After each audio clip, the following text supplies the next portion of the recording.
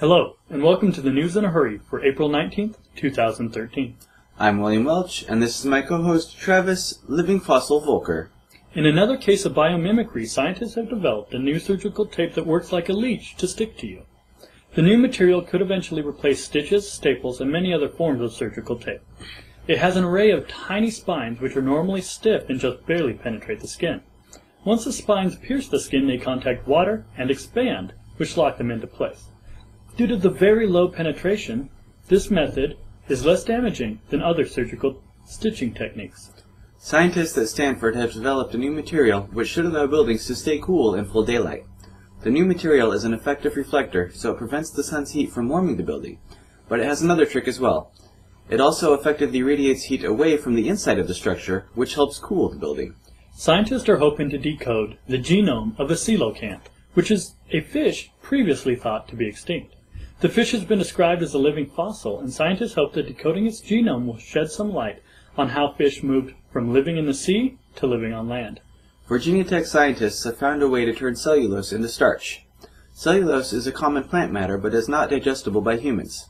Starch is also produced by plants like potatoes and is digestible. In addition, the two molecules are very similar. The scientists have found a way to convert cellulose into a form of starch, which would allow humans to consume many previously inedible plants. This technique may allow us to cultivate food sources on land that could not previously be used for that purpose. Royal Caribbean has unveiled their latest, Quantum of the Seas, cruise ship. The ship claims numerous technological advancements and attractions not yet available at sea.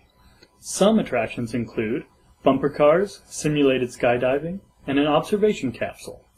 Gold prices are going down. On Monday, gold was under $1,400 an ounce, which is its lowest level since 2011. The price is dropping in speculation that Cyprus will have to sell its gold reserves to finance a $13 billion international bailout. Hawaii's Board of Land and Natural Resources approved a plan by California and a Canadian university to build the world's largest telescope on top of the Mauna Kea volcano. The project was approved despite native Hawaiian group petitions against it, but the board did impose a couple dozen conditions. The top of the volcano is a popular spot for telescopes because it is above the clouds and offers a clear view of the night sky over 300 days a year. First, Florida had to deal with snakes from Burma. Now they get giant African land snails. The snails are being caught by the thousands each week, with more coming up as they emerge from the ground during the rainy season. The snails will eat just about anything in their path that's green, as well as the stucco off the walls of many Florida homes, which contains calcium the snails need for their shells. A colossal explosion struck Texas as a fertilizer plant detonated. Firefighters were fighting a blaze at the plant when something exploded. The explosion damaged homes and businesses in a 4-block area around the plant, and more than 150 were injured, with as many as 15 feared dead. There is no indication that this was anything other than an industrial accident. Severe weather could cause flooding in West Michigan. The National Weather Service has issued flood warnings for many rivers in the area. A band of thunderstorms passed through recently, and the Weather Service is predicting the possibility of another 4 inches of rain to come. 2 bombs killed and injured spectators at the finish line of the Boston Marathon. The investigation has collected a mountain of evidence, including personal photos and video, and surveillance video.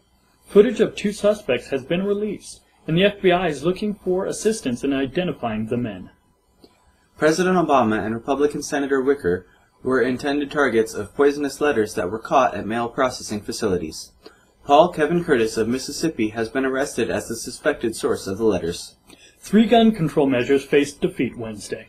The measures aim to require background checks for private sale of firearms, outlaw military-style assault weapons, and reduce the capacity of ammunition magazines.